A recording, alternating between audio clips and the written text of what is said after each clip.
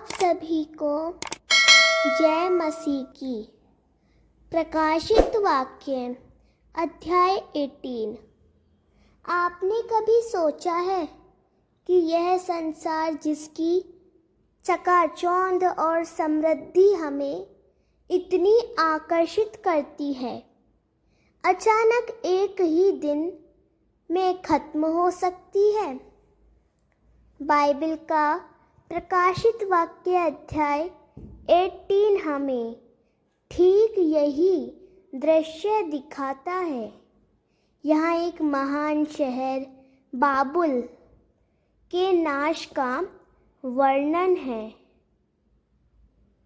बाबुल केवल एक शहर नहीं है, बल्कि पूरी दुनिया की वह व्यवस्था है जो पाप, धन लोभ, अन्याय और व्यभिचार पर टिकी हुई है। इस अध्याय में स्वर्ग से एक दूत पुकारता है, गिर गया बाबुल महान, और पूरी पृथ्वी इसके विनाश की गूंज से हिल उठती है। राजा, व्यापारी और जहाजी रोते हैं, क्योंकि उनका लाभ, उनका ऐश्वर्य और उनकी लालसाएं पल भर में समाप्त हो जाती हैं। यह हमें चेतावनी देता है कि संसार की संपत्ति, शक्ति और सुख सब अस्थायी है। परमेश्वर अपने लोगों से कहता है, मेरे लोगों, उससे बाहर निकल आओ। यह बुलाहट आज भी उतनी ही प्रासंगिक है, क्योंकि यदि हम इस संसार की बुरी व्यवस्था में उलझे रहेंगे तो उसके अन्याय में भी भागी होंगे। तो आइए हम साथ मिलकर प्रकाशित वाक्य अध्याय 18 का अध्ययन करें और देखें कि बाबुल के पतन से हमें क्या सीख मिलती है और कैसे हम प्रभु यीशु मसीह में सुरक्षित रह सकते हैं। वचन 1। एक और स्वर्गदूत बड़े अधिकार के साथ उतरा और पृथ्वी उसके तेज से चमक उठी। यहाँ परमेश्वर के न्याय की महिमा प्रकट होती है। यह दूत केवल संदेशवाहक नहीं, बल्कि परमेश्वर की ज्योति से युक्त है और यह दिखाता है कि जब परमेश्वर न्याय लाता है तो अंधकार मिट जाता है। वचन 2। उसने ऊंची आवाज में पुकारा, गिर गया बाबुल महान। बाबुल की गिरी हुई अवस्था को दोहराया गया है, जिससे उसकी निश्चितता प्रकट हो। यह दुनिया की भ्रष्ट शक्ति जो शैतान के अधीन है, उसका अचानक अंत है। वचन 3। सारी जातियां उसके व्यभिचार की दाख मधु से मदहोश हुई। इसका अर्थ है कि पूरी दुनिया उसकी बुरी व्यवस्था में फंस गई। राजनीति, व्यापार और झूठा धर्म सब उस पर आधारित थे। वचन 4।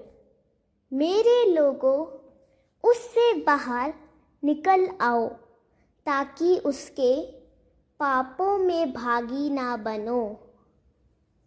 परमेश्वर अपने बच्चों को चेतावनी देता है। वह चाहता है कि उसके लोग दुनिया की बुरी चालों और पाप में ना फंसें। यह आज भी मसीहों के लिए बुलाहट है, पवित्र जीवन जीने की। वचन 5 से लेकर 6 तक।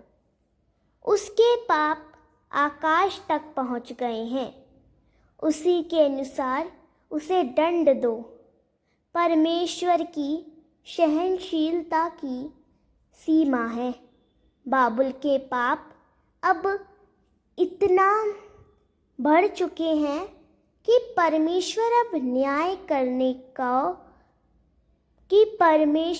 न्याय करने को बाध्य है। वचन 7। जितना उसने महिमा और सुख उठाया, उतना ही दुख और शोक उसे दो। यहाँ परमेश्वर न्याय में संतुलन दिखाता है। जितना गर्व और ऐश्वर्य उसने लिया, उतना ही उसे पीड़ा भोगनी पड़ी, उतना ही उसे पीड़ा भोगनी होगी। वचन 8। उसका दंड एक ही दिन में आएगा, मृत्यु, शोक और अकाल। बाबुल का अंत धीरे धीरे नहीं बल्कि अचानक होगा। यह संसार का झूठा वैभव पल भर में मिट जाएगा। वचन 9 से लेकर 10 तक। पृथ्वी के राजा विलाप करेंगे जो उसके साथ व्यभिचार और ऐश्वर्य में शामिल थे। राजा उस व्यवस्था पर निर्भर थे।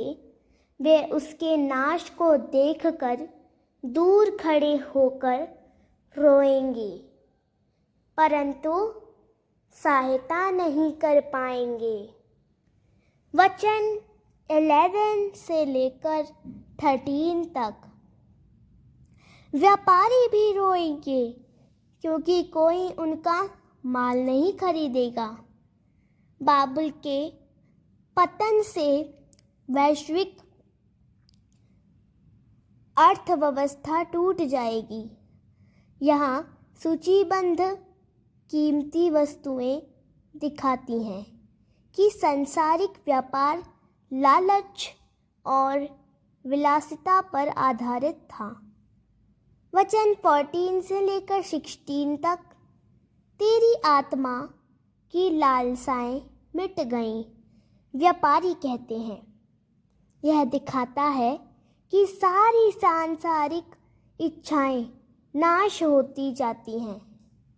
जिसने ऐश्वर्य और गर्व पर भरोसा किया, वह खाली रह जाएगा। वचन 17 से लेकर 19 तक। जहाजी और नाविक भी रोते हैं।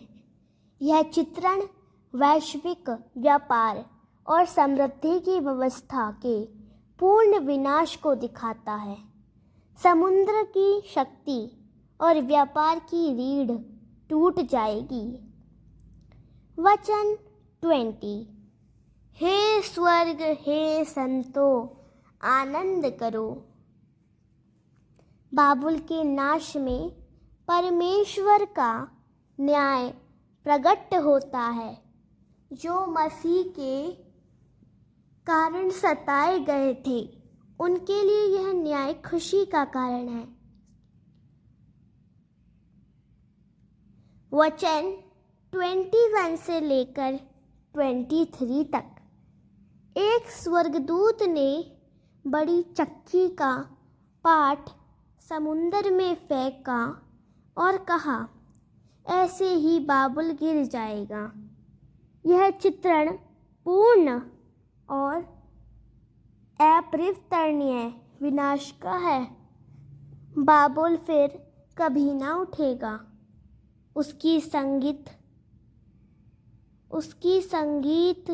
उसके दिए, उसकी शादियाँ सब सदा के लिए बंद हो जाएंगी। वचन 24। उसमें नबियों और संतों का खून पाया गया। बाबुल का सबसे बड़ा दोष यही है कि उसने परमेश्वर के लोगों को सताया। इस कारण उसका विनाश न्याय संगत है। प्रकाशित वाक्य अध्याय 18 एक ऐसा दर्शन है जो पूरे संसार को झकझोर देता है। यहाँ हम देखते हैं बाबुल महान का अंत, वह शक्ति जो सदियों से पूरी दुनिया को अपने व्यभिचार, धन और झूठे वैभव के जाल में फंसाती रही। बाबुल केवल एक नगर का नाम नहीं, बल्कि एक पूरी व्यवस्था का प्रतीक है। शैतान का वह राज्य जो लोगों को परमेश्वर से दूर करता है और उन्हें लालच, पाप और घमंड में डुबो देता है। इस अध्याय में स्वर्ग से एक शक्तिशाली दूत प्रकट होता है और घोषणा करता है, गिर गया बाबुल महान। अचानक उसका वैभव, उसकी शक्ति और उसकी दौलत सब राख हो जाती है। राजा, व्यापारी और जहाजी लोग दूर खड़े होकर रोते हैं, क्योंकि जिस व्यवस्था पर उनका भरोसा था वह क्षण भर में मिट जाती है। परमेश्वर अपने लोगों से पुकारता है, मेरे लोगों, उससे बाहर निकल आओ, ताकि इसके पापों और दंड में भागी ना बनो। यही इस अध्याय का सबसे गहरा संदेश है। बाबुल का अंत हमें चेतावनी देता है कि जो कुछ संसार का है वह अस्थायी है। इस अध्याय का हर शब्द हमें याद दिलाता है कि केवल यीशु मसीह ही हमारी सच्ची शरण और उद्धार है। जब संसार का वैभव राख हो जाएगा, तब केवल वही रहेंगे जो प्रभु के प्रति विश्वास योग्य हैं। बाबुल का अंत केवल इतिहास की कहानी नहीं है, यह हमारे लिए चेतावनी है। सवाल यह है, क्या हम बाबुल की चमक में फंसे हैं या मसीह की ज्योति में चल रहे हैं? अपना निर्णय आज ही कीजिए। आप सभी को जय मसीह की।